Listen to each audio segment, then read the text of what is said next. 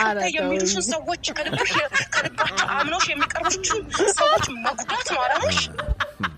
ሁሌ ስብራቸውን ማውጣት ነው አላማሽ። ደግ አደረገች። ይሄ ነው አላማሽ።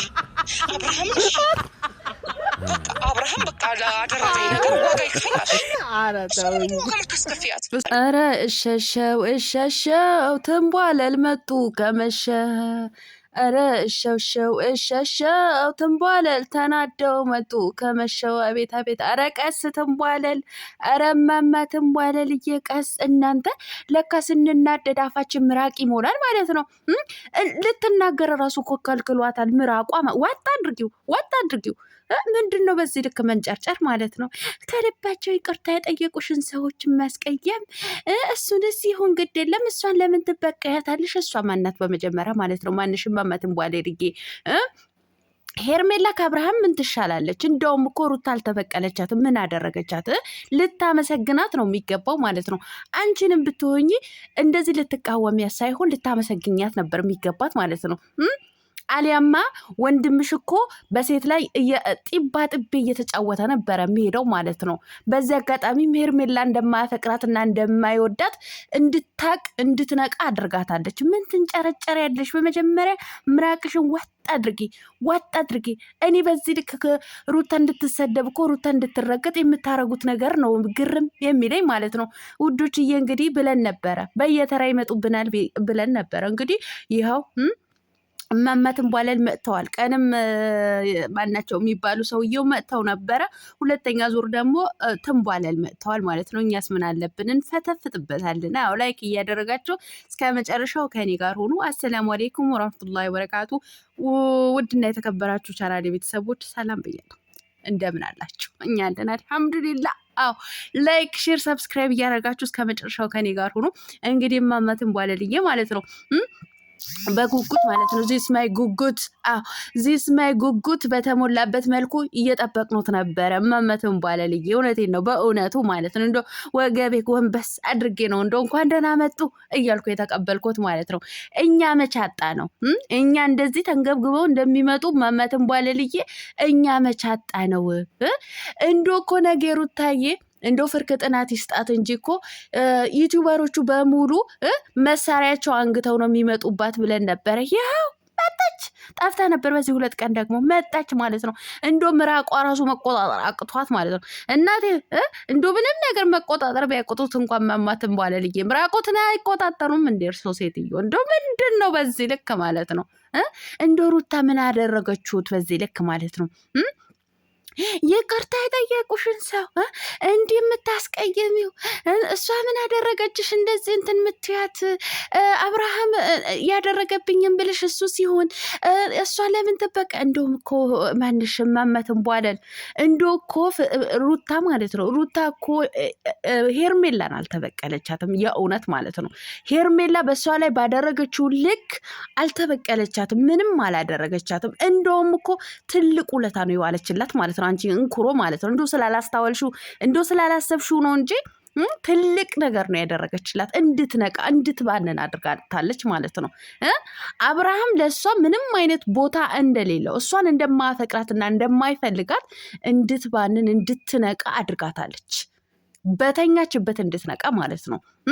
ወንድምሽ እኮ ሄርሜላን የሚወዳትና የሚያፈቅራት ነገር ቢሆን ወደ ፍቅርን አይሄድም ነበረ። ስለዚህ እንደው ሩታ እኮ በዚህ ልክ ልትቃወሚያት ሳይሆን ልታመሰግኛት ነበረ የሚገባው ማለት ነው። ፍቅርም ልክ እንደዛው ማለት ነው። ፍቅር እሺ ብላ ባትቀበለው ደግሞ ሌላኛዋ ሴት ጋር ሄዶ ደግሞ ማጨቃየቱና ማብኳካቱ ማግማማቱ አይቀርም ነበረ ወንድምሽ ማለት ነው። ወንድምሽ በመጀመሪያ አልተረጋጋም፣ ድንገርሽ ማለት ነው። አልተረጋጋም። እዚህም እዛም መድኃኒት እንደቀመሰ ውሻ ነው እየተልከሰከሰ ያለው ማለት ነው። ስለዚህ በዚህ ልክ እሱ ካልሞተልሽ ምንድነው አታርፊንም መሰለኝ እንደዚህ እንዴ? ምን ማለት ነው? እሱ መቼ ይሙትልኝ አለች? ስለጠላችሁ አይደለም እኮ ሩታ በዚህ ልክ የምትከታተለው ስለምትወደው ነው፣ ስለምታፈቅረው ማለት ነው። ለልጅሽ ምናምን ለልጇማ ብላ ነው ዋጋ እየከፈለች ያለችው ማለት ነው። ማንሽም እማማትን ቧለልዬ ማለት ነው። ለልጇ ለልዑል እያለች ነው አንገቷን እየደፋች ማለት ነው። የእሱን ኋላ የምትከተለው እኮ በጥላቻ አይደለም፣ ለልጇ በማሰብ ስለምትወደው ስለምታፈቅረውም የልጅነቷም ስለሆነ ጭምር ነው። ምን ነው ንገሩኛልሽ? በዚህ ልክ ተንቀጠቀጥሽ ማለት ነው። እሳት ለብሰሽ እሳት ጎርሰሽ መጣሽ ማለት ነው። ልክ የሆነ በቃ የሆነ ብቻ ጦርነት እንደወረደ አይነት አድርገሽ ማለት ነው። ለምንድን ነው እንደዚህ የምታደርጊያት? ለምንድን ነው እንደዚህ? የኛ እንባ ጠባቂ የኛ ተከራካሪ ተቋም በጣም ነው እንዴ ተከራከርሽው? የእውነት አመስግኛት። አንቺንም ብትሆኝ ማለት ነው ሄርሜላንም ብትሆን ሩታን ማመስገን ነው ያለባት። ደግሜ ደጋግሜ አስረግጬ ስነግርሽ ማመስገን አለባችሁ ማለት ነው። እንድትባንን ነው ያደረገቻት። አብርሃም በፍጹም የሄርሜላ ፍቅርን ቦታም የለው። አዎ መነገጃ ነው ያደረጋት ማለት ነው። ስለዚህ ፍቅር ራሱ እሺ ባትለው ራሱ ሌላ ሰው ጋር ሄዶ ከሌላ ሰው ጋር እንደፈለገ መሆኑን አይቀርም ነበረ። ምነው ጨፈርሽባት በሷ ላይ?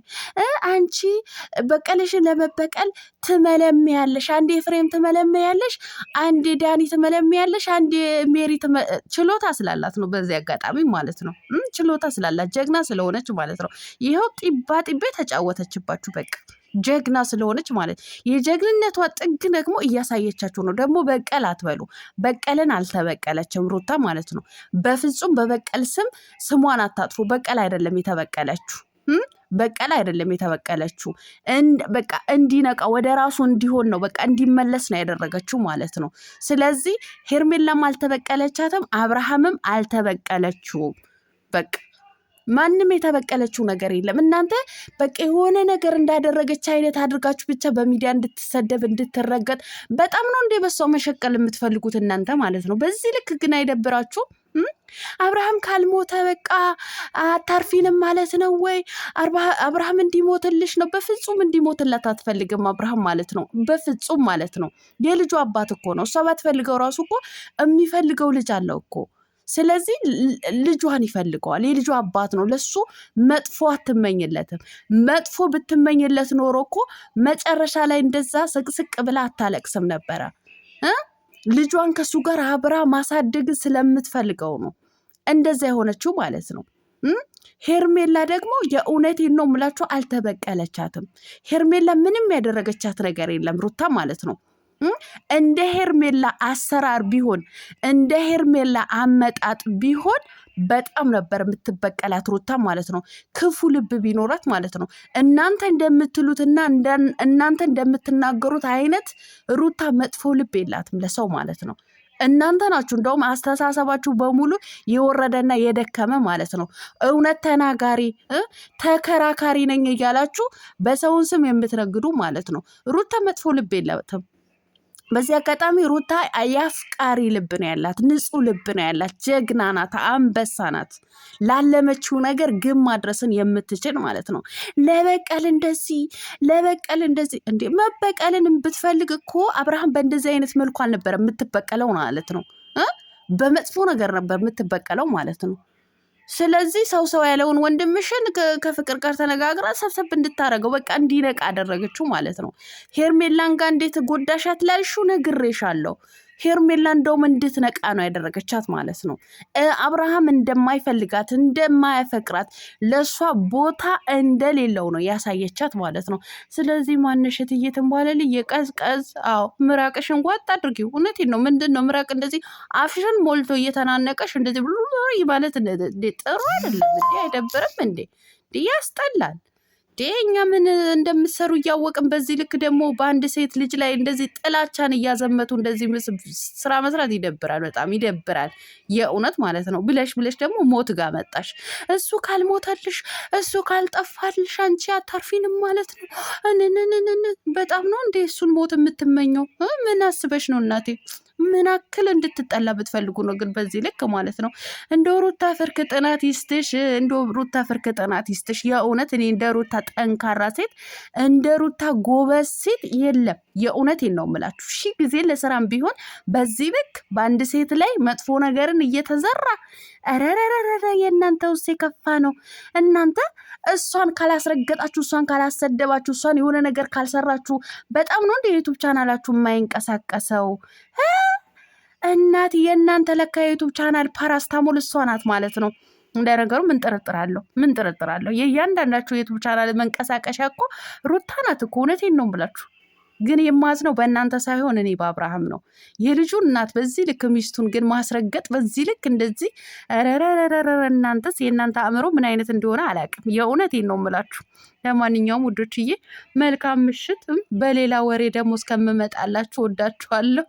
ላይክ፣ ሼር፣ ሰብስክራይብ ማድረጋችሁን እንዳትረሱ። እናንተ ላይክ አድርጉ ምድረ ጥና ጃሙላ ማለት ነው። እንዲህም እየተዝረጠረጡ ላይክ ታደርጋላችሁ። እንኳን ለእኛ ተውና ማለት ነው። የመዳን ቅመሞች አበረታቱ። ላይክ አድርጉ፣ ሰብስክራይብ አድርጉ። ስወዳችሁ ባይ። በቃ ደህና አምሹ።